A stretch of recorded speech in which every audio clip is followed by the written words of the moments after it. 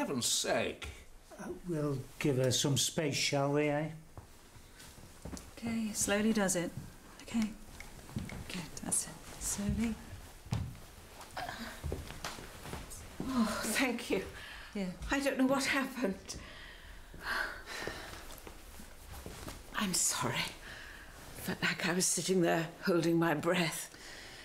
You did seem rather tense. I'm on edge because we're moving house to the Lake District. Brian's dream. Is that all that's worrying you? All? I won't know a soul. Well, does Brian know how you feel? I don't think he minds too much about that. He doesn't understand what moving away from here means. Come in. Sit down. Nervous? Okay. Your first question for £100, and don't forget, you're only 8 away from the million. Okay. On the subject of financial probity and business management within the practice, at lunchtime, should sandwiches be provided from practice revenue as an out-of-pocket petty cash expense, or are they down to the individual to purchase from taxable income? Or down to the individual, I would think. Unless it's an open evening, in which case... Or if they stay late. I'm just teasing you. I've got to pass this. If I don't, it will be a disaster. Right, yes, of course. So can we have a look at the audit? I was a little bit concerned about the statistical aspect. Okay, yes. Here we are.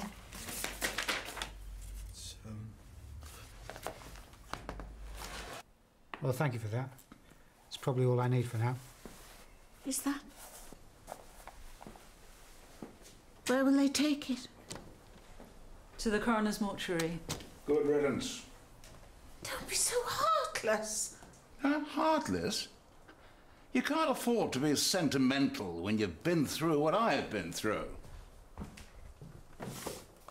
Aiden Campaign, 43 Fighter Squadron. Royal Air Force. Yes, I don't know about heartless, but let's say a certain toughness of character was required. See any action, did you? Action? You could say that. Shot down over the desert, managed to eject at the last minute. Pretty badly hurt. I didn't know if I was Arthur or Martha for the first month. Yeah. Well, time I made a move. We'll be in touch. Well, as long as you don't think it had anything to do with us. Not very likely, seeing as my wife's as barren as the Sahara. I must get going too. Will you be okay? Yes.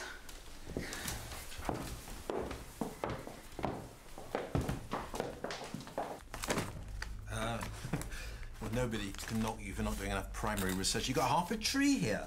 What about the content? It's fine. It's fine. You know, you've got figures in columns and places where those figures are added up to make statistics, analysis of those statistics, and you know, it's an audit.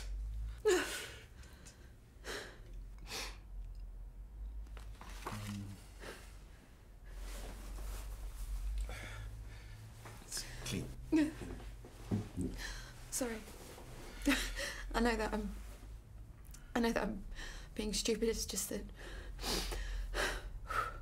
I didn't pass it last time. We all have our moments. All of us.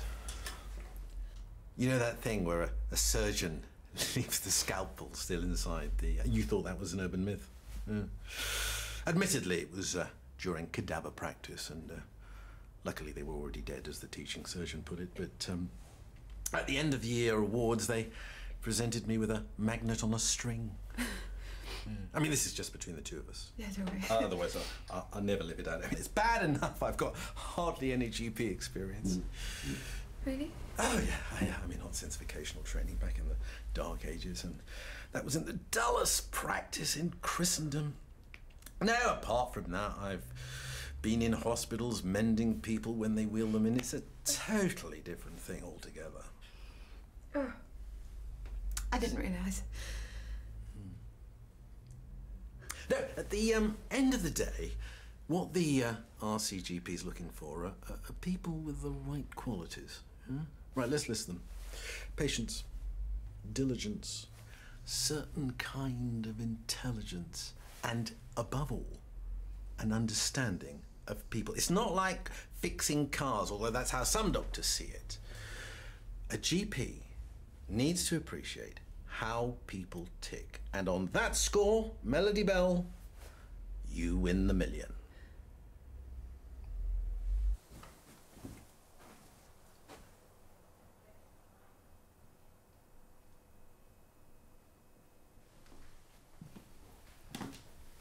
Ah! Have you gone quite mad? What were you playing at? What's wrong?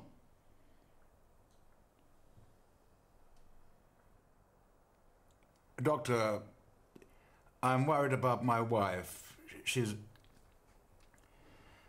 There's something wrong, I think. Feeling better about the whole thing? Thank you. Yeah, because actually, it'll be fine. You've done the hard work, but above all, cut you and you bleed, Doctor. Now I know how to stem the bleeding. So. That helps. Not that you need it, but good luck with it all. Thanks. And good luck yourself. Or with? Lily. What on earth do you mean? Am I such an open book? The trouble is that you're surrounded by doctors, and like you said, we need to understand what makes people tick. Do you think any of the others know? Archie? Michelle?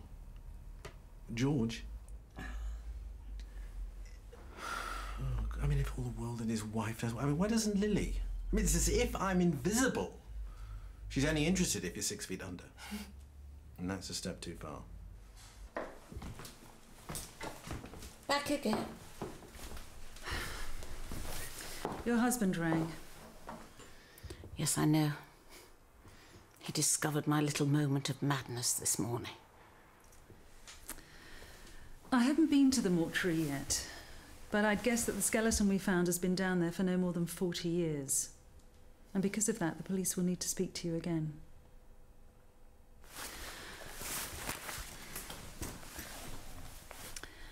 It's serious, Anne.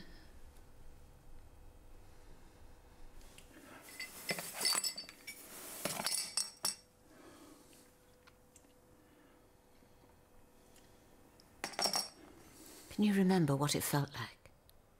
The first time you fell in love? The feeling that you discovered what life is for? Suddenly everything makes sense. Music, poetry, dancing, the theatre. Suddenly you really understand them. There must be some people who've never known that feeling. But I've known it. The only problem was it happened after they said Brian was missing. My mind was all over the place. The next minute I met someone and just fell. I was in love with this man. Getting pregnant was an accident. And when the telegram arrived saying they'd found Brian and he was on his way home, I panicked. I was 18 weeks gone, I think. And I did a terrible thing and made myself lose the baby. And you've been punishing yourself ever since. I betrayed my husband while he was away fighting. But far worse, when they said he was alive, well, I wished he was dead. There's been this terrible guilt for that. Your only sin was falling in love. Because of that, I killed my little baby. You're trying to do the right thing for your husband. That's the thought I've clung to. But it was all in vain because he's going to find out now, isn't he? You'll use DNA or something and say it was mine.